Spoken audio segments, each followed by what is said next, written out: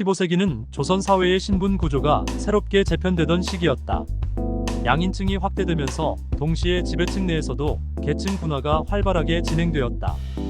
이 시기의 양인층 확대책으로는 노비의 변정, 승려의 환속, 신량역 천층의 설정, 그리고 신백정의 양인화 등을 들 수 있다. 이와 함께 사대부들은 향리, 서리, 기술관, 서울 등의 관직 진출을 제한했으며 그 대표적인 방법으로는 향리의 과거 응시 자격 제한, 원학향리 처벌, 9년 개편에 따른 향리 이동, 한품 서용제의 시행 등이 있었다. 조선시대 신분제의 확립 시기와 그 종류에 대해서는 여러 학설이 존재한다. 신분제의 확립 시기로는 15세기, 16세기, 17세기 설이 있으며 신분의 종류에 대해서는 사종설, 삼종설, 이종설 등의 다양한 의견이 존재한다.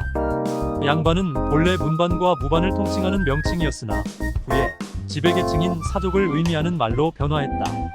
양반들은 대부분 토지와 노비를 소유한 지주계층이었으며 과거, 음서, 군공을 통해 고급 관직을 독점했다. 이들은 국가 권력을 이용해 특권을 보장받았으며 산업공상 중에서 사족으로 분류되어 최상급 신분으로 자리 잡았다. 정치적으로 관료층을 이루고 경제적으로는 지주층으로서 생산활동에 종사하지 않고 학문을 업으로 삼았다. 이들은 명교와 예법을 준수하며 사회의 지도 계층으로서의 역할을 수행했다. 중인은 기술관과 향리, 서리, 토관, 군교, 영리 등과 서어를 포함하는 신분이었다.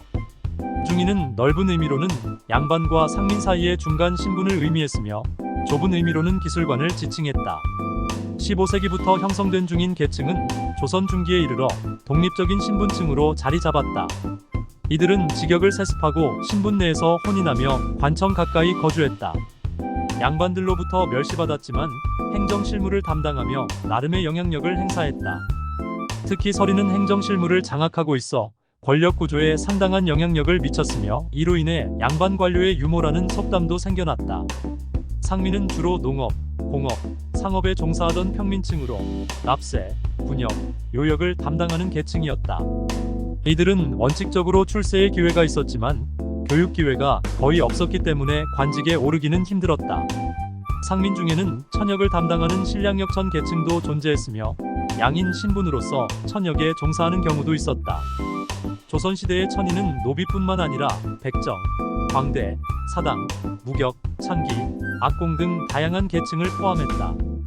이 중 노비는 국가 소유의 공노비와 개인 소유의 사노비로 나뉘었으며 노역에 종사하는 이들뿐만 아니라 일정한 신공을 바치는 외거노비도 존재했다.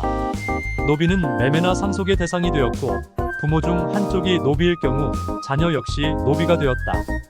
노비와 양인의 혼인은 금지되었지만 양반들은 노비를 증식시키기 위해 이러한 규제를 무시하기도 했다. 양반 사회는 노비 제도를 기반으로 운영되었다고 할 수 있다. 노비는 국가와 사가에서 필수적인 존재로 생산 활동과 사환에 종사하며 사회 경제적 조직에서 중요한 역할을 했다. 노비 제도는 계급 질서를 유지하고 예법과 풍교를 진작시키는 데에도 중요한 역할을 했으며 양반 사회의 필수적 요소로 인식되었다. 조선시대 신분제는 완전히 고정된 것이 아니었으며 신분 간 이동이 가능했다. 반역죄로 인해 양반이 노비가 되거나 몰락해 상민이 될 수 있었으며 반대로 상민이나 노비가 과거나 군공을 통해 양반이 될 수도 있었다. 그러나 이러한 신분 이동은 자유롭지 않았으며 신분제 재편 과정에 있었던 조선 초기는 중기 이후보다 신분 이동이 상대적으로 개방적이었다. 조선 초기는 고려적인 불교의식과 토속적 제도가 주자가래와 소학, 교육을 기반으로 성리학적 유교 사회로 변화하던 시기였다. 이 시기의 가족제도는 남귀여가혼, 자녀균분, 상속제, 윤회봉사 등의 전통을 유지하면서도 북의 친족 중심의 가부장적 제도로 개혁되었다. 이러한 변화는 성리학적 이념에 따라 조선 후기 사회로 넘어가는 중요한 특징을 보여준다.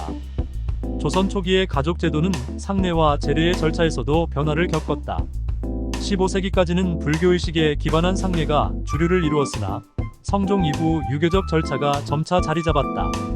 남귀여가혼과 자녀균분 상속은 친족 간의 결속을 강화했고 이러한 관습은 자녀들이 한 마을에 모여 살게 하는 결과를 낳았다. 또한 성씨와 본관에 대한 의식이 높아지면서 족보 편찬이 활발하게 이루어졌으며 이는 신분제와 사회 질서의 중요한 요소로 작용했다. 조선 초기는 경제적으로도 변화가 많았다. 목면 재배가 전국적으로 확산되면서 마포와 저포가 국민의복의 주재료로 자리 잡았고 중국으로부터 유입된 변직물이 의생활에 혁신을 가져왔다. 농업에서는 새로운 품종과 재배법이 개발되었으며 어패류와 곡류, 채소류 등 다양한 식품이 생산되었다. 또한 온돌이 전국적으로 보급되면서 주거 환경이 개선되었으며 세종 시기에는 화재 예방을 위해 기와를 권장하기도 했다. 조선 왕조는 농본 정책을 추진하며 농민 생활 안정에 힘썼다. 농번기에는 농민들이 자벽에 동원되지 않도록 했고 재해나 질병에 걸렸을 때는 조세와 요역을 감면해주는 등 다양한 구제책을 시행했다. 이러한 정책들은 농민층의 안정을 도모하는 동시에 양반 지배체제를 강화하기 위한 조치였다. 조선 초기는 성리학을 유일한 지배 이념으로 삼고 새로운 통치 체제를 구축해 나갔다. 특히 양인 자영농층의 성장은 국가 체제를 뒷받침하는 중요한 사회적 기반이 되었으며 국가는 이들을 대상으로 군역을 부과하고 구세제를 운영했다. 성리학적 인식론에 기반한 통치 방식은 객관적 사물의 실제를 인정하고 그 이치를 탐구하려는 성향을 지녔다. 조선 초기의 문화는 양인 자영농층의 성장을 기반으로 성리학적 국가 체제가 확립된 결과물로 볼 수 있다. 이 시기의 통치 문화는 토지와 호구를 중심으로 국가 체제를 정비하고 호적과 군적을 작성하여 국세를 파악했다. 이러한 노력의 결과로 15세기 후반에는 세종실록 지리지가 편찬되었으며 이를 통해 각 지역의 자원과 지리, 군사 정보를 상세히 파악할 수 있었다. 세종대에는 국가 수취제도가 정비되었으며 전국 양전을 통해 새로운 수세법이 도입되었다. 이 과정에서 농민들의 의견을 청취하며 제도의 편의성을 높였다. 또한 도량형 제도의 통일과 토지, 양전, 의례, 음악의 음률 조정 등 다양한 측면에서 객관적 기준이 확립되었다.